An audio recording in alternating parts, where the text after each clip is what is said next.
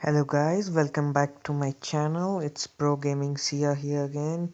This time I'm gonna be talking about the Meta Expo deck used by Nova I Pompeyo. You might have known it if you would have seen the last month's top player. Well, this is my version of his deck. He has a little different deck that's not like this. He has a rocket and the log. Well, I do like to recommend that you use this deck in the lower arenas, but in the legendary arenas you switch the zap with the log and the skeleton army with the rocket. Here are two battles that I just played. See guys, I'm gonna teach you how to use this deck. Well, unfortunately, due to lower level cards, I cannot use this deck in the real battles, but I'm gonna show you some replays that I just did. The first thing to know while using this deck is that you must not contribute too much elixir to any single lane.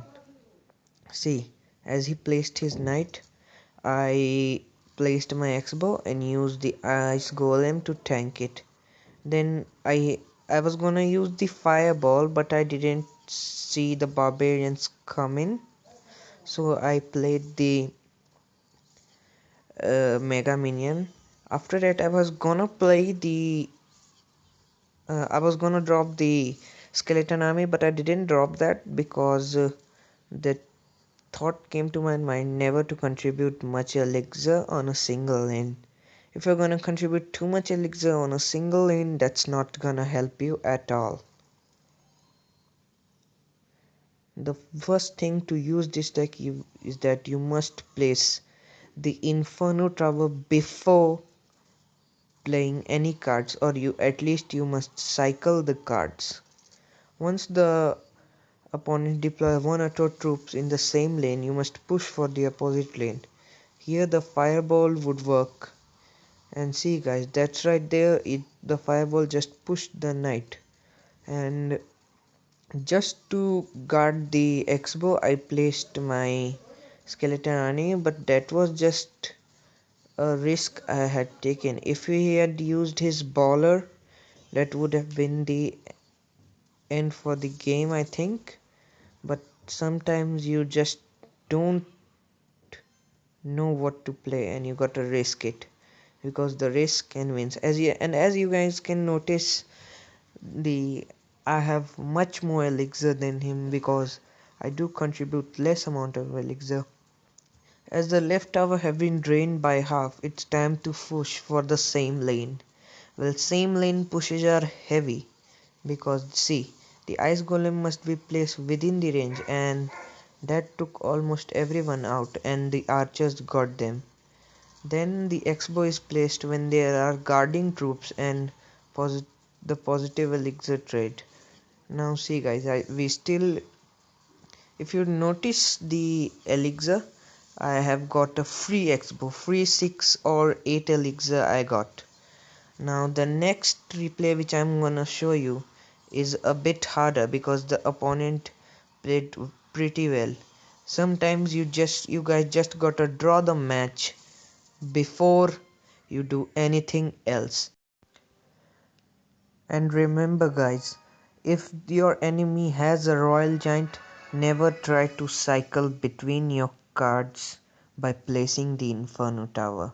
This replay I'm gonna show you is a bit harder than the earlier replay because of the fact that he had approximately 3 or 4 counters to my X-bow, but the point of the game was to get the positive elixir trade, and the whole point of this match depends upon your positive elixir trade and your decision making strategies.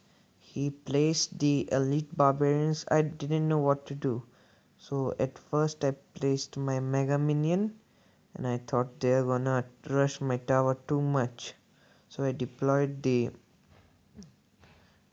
uh, the skeleton army, but notice the placement of my archers. The splitting of archers is very important this deck, as they help you to split tech defense while also cycling through your cards. They can also be used to take out some meta combos like ball or graveyard. You just place the ice golem in front of the baller so it gets a little pushed back, and then it pushes the baller with it, taking the tower out of the range and absorbing almost all the damage, while the archers are gonna take out the graveyard. The mega minion can also help in taking out the minion whore, as it does have enough health to do so.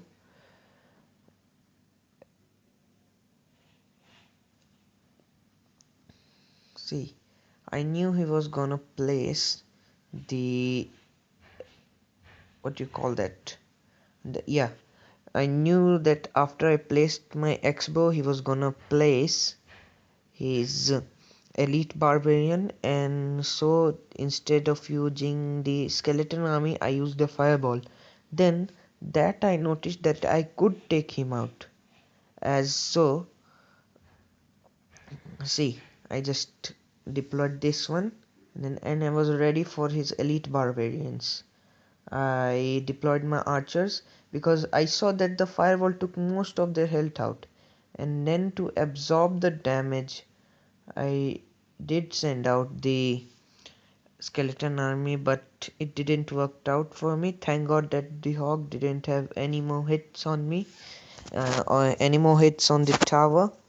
Then it was sudden death and I was scared. Then he placed his elite barbarian. I placed my ice golem just to make sure. See, I just placed the archers against splitting. Splitting the archers makes it easier for you. And there goes the zap. It's gonna take out the, see, the hog rider was gonna take out my X-bow, but somehow the archers survived the hit. Well, even if the X-bow has a little health, it can help you push very far. As you guys just saw, his both of his towers were of full health, and then just after about just about the interval of 5 to 6 seconds, he just got down to around 600 health, and this also helps in taking out little and drain. Actually, this also helps in draining out the tower. You chip damage the tower ice golem, and then when I had the chance, I zapped the hog rider because the hog rider can do a lot of damage. And then I saw that I cannot push no more. He's gonna save his elite barbarians, so I thought, why not fireball the tower to death? So I was just defending and cycling. See, here I placed the skeleton army to take both of them out and not to be killed in a single zap. Then I placed my archers to kill them, and my fireball and the zap makes the game. Thanks guys for tuning in. Don't forget to like and subscribe to my channel, and there's gonna be a $5 Google Play gift card giveaway at 50 subscribers. To be sure, everyone will have about 5% chance to win it. Thank you and bye bye.